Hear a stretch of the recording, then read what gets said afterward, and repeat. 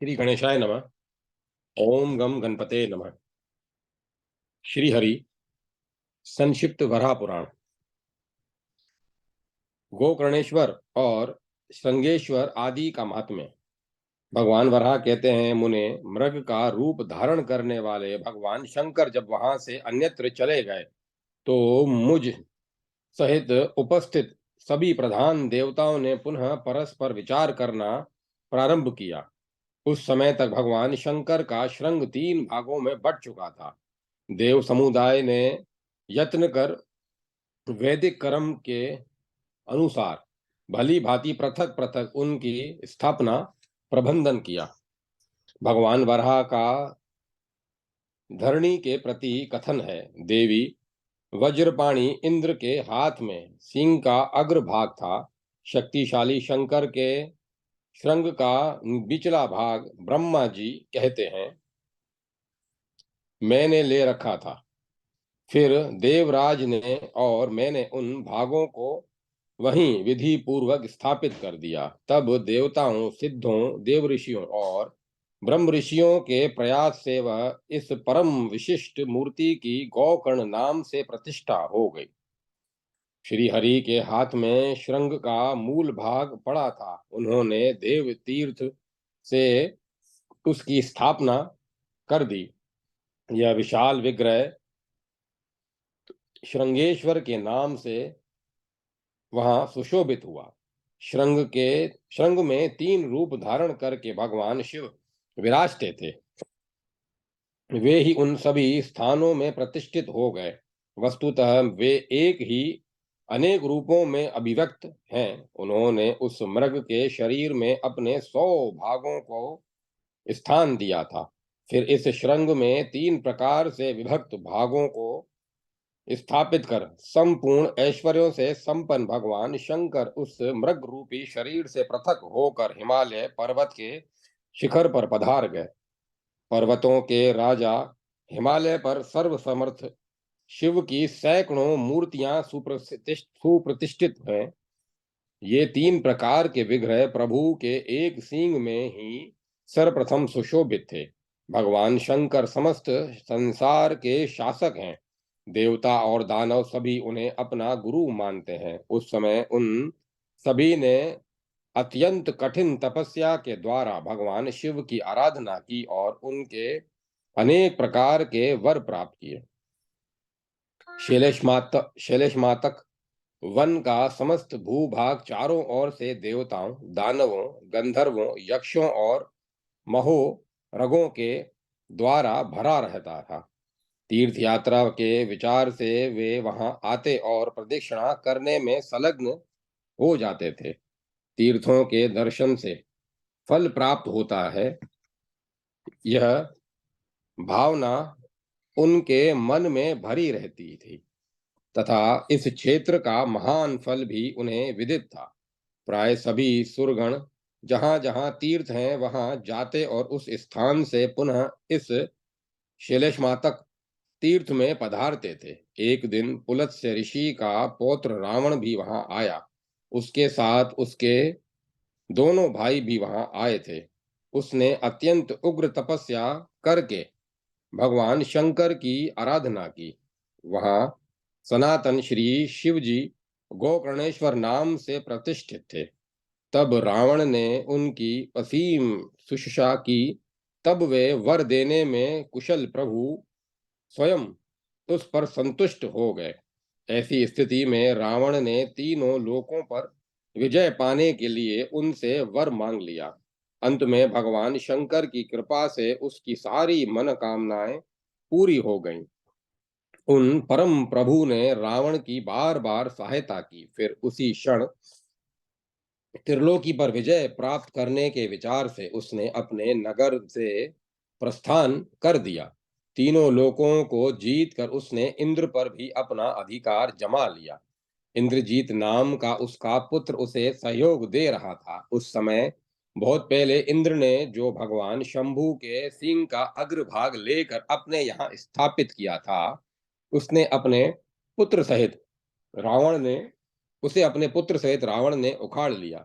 पर जब वह राक्षस उसे लेकर अपनी पुरी को जा रहा था और सिंधु के तट पर पहुंचा तो उस मूर्ति को जमीन पर रखकर मुहूर्त भर संध्या करने लगा। फिर संध्या समाप्त होने पर जब उसने उसे बलपूर्वक उठाने की चेष्टा की तो वह उसे उठा न सका और वह मूर्ति वज्र के समान कठोर हो गई।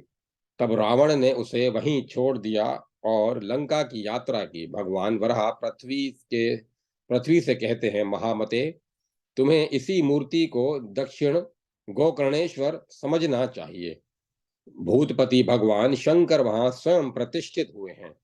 ब्रह्मा जी कहते हैं, मुने, मैंने तुम्हें विस्तार के साथ ये सभी बातें कह सुनाई। इस तरह महात्मा गोकर्ण की उत्तर दिशा में भी प्रतिष्ठा हुई है।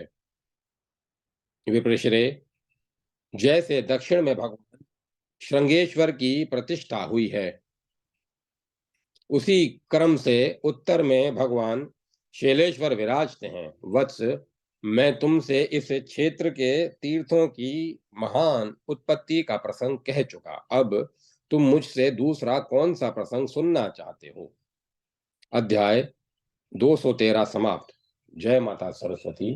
जय मां सरस्वती। वराह पुराण की फल श्रुति। सनत कुमार कहते हैं, भगवान, आपने यथावत मेरी सभी शंका निराकरण सारी बातें स्पष्ट कर दी। मैं संशय की बातें पूछता रहा और आप उन्हें भली भांति स्पष्ट करते रहे। विश्वस्वरूप स्थाणु जगदीश्वर भगवान शंकर अप्रीतम तेजस्वी हैं। वे जंगल में आनंद पूर्वक विचर रहे थे।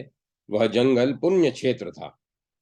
महाभाग जगत का कल्याण करने के लिए उनका विग्रह एवं श्रृंग प्रतिष्ठित हुआ तथा जैसे वे स्थान तीर्थ बन गए, मैं उसे सुनना चाहता हूँ। जगत प्रभु, आप यथार्थ रूप से उसका वर्णन करने की कृपा कीजिए।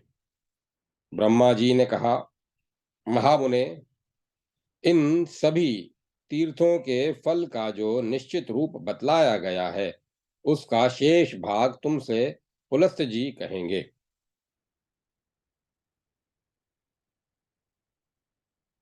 तुम इस समय मुनियों के अग्रणी बनकर इस वन में विराजो। तात, तुम मेरे समान ही वेद और वेदांग के तत्व को भली भांति जानने वाले पुत्र हो। जो पुरुष इस प्रसंग को सुनेगा वह संपूर्ण पापों से छूट जाएगा। यही नहीं, वह यशस्वी कीर्तिमान होकर इस लोक में और परलोक में भी पूज्य होगा। चारों वर्णों के व्यक्तियों का कर्तव्य है कि वे मन और इंद्रियों को सावधान करके निरंतर इस प्रसंग का श्रवण करें। यह कथानक परम मंगल स्वरूप, कल्याण में धर्म अर्थ और काम का साधक, समस्त मनोरथों का प्रदान करने वाला, परम पवित्र, आयुवर्धक और विजय देने में सक्षम है। यह धन और यश देने वाला, पाप का नाशक, कल्याणकारी और शांति कारक है। इस पुराण को सुनने से मनुष्य की लोक परलोक में दुर्गति नहीं होती। जो मनुष्य प्रातः काल उठकर इसका श्रवण कीर्तन करता है वह स्वर्ग में प्रतिष्ठित होता है। सुत जी कहते हैं, विप्रवरों, परमेष्टि प्रजापति ब्रह्मा ने सनत कुमार जी से ये सब बातें कहकर विराम लिया। उन सभी बातों का मैंने भी आप लोगों से तत्व पूर्वक वर्णन किया। ऋषिवरों, भगवान वराह और पृथ्वी देवी के संवाद का यह सार भाग है। जो व्यक्ति भक्ति पूर्वक सदा इसका पठन, श्रवण अथवा मनन करेगा वह संपूर्ण पापों से छूटकर परम गति प्राप्त करेगा। प्रभास क्षेत्र, नेमिषारण्य, हरिद्वार, पुष्कर, प्रयाग, ब्रह्म तीर्थ और अमरकंटक में जाने से जो पुण्य फल प्राप्त होता है उससे कोटि गुना अधिक फल इस पुराण के श्रवण एवं पठन से होता है। श्रेष्ठ ब्राह्मण को कपिला दान करने पर जो फल मिलता है उतना फल इस वराह पुराण के एक अध्याय का श्रवण करने से हो जाता है। इसमें कोई संदेह नहीं है। पवित्र होकर सावधानी के साथ इस पुराण के 10 अध्यायों का श्रवण करने पर मनुष्य अग्निहोष्टम एवं अति रात्र यज्ञों के फल का भागी हो जाता है। जो बुद्धिमान व्यक्ति उत्तम भक्ति के साथ निरंतर इसका श्रवण करता रहता है, उसे भगवान वराह के वचनानुसार यज्ञों, सभी दानों तथा अखिल तीर्थों के अभिषेक का फल प्राप्त हो जाता है। इसमें कोई संदेह की बात नहीं। पुत्रहीन व्यक्ति इसके श्रवण से पुत्र को और पुत्रवान सुंदर पौत्र को प्राप्त करता है। जिसके घर में यह वराह पुराण लिखित रूप से रहता है और उसकी पूजा होती है, उस पर भगवान नारायण पूर्ण संतुष्ट हो जाते हैं। वसुंधरे, इस पुराण का श्रवण करके सनातन भगवान विष्णु की भांति चंदन पुष्प और वस्त्र से पूजा करनी चाहिए और ब्राह्मणों को भोजन कराना चाहिए। यदि राजा हो तो उसे अपनी शक्ति के अनुसार ग्राम आदि का दान करना चाहिए। जो मानव पवित्र होकर संयत चित्त से इस पुराण का श्रवण करके इसकी पूजा करता है, वह संपूर्ण पापों से छूटकर श्री हरि का सायुज्य प्राप्त कर लेता है। अध्याय 217 समाप्त। जय माता सरस्वती। जय मां सरस्वती। श्री वराह पुराण समाप्त। ओम नमो भगवते वासुदेवाय। ओम नमो नारायण। ओम तत्सत। ओम तत्सत। ओम तत्सत।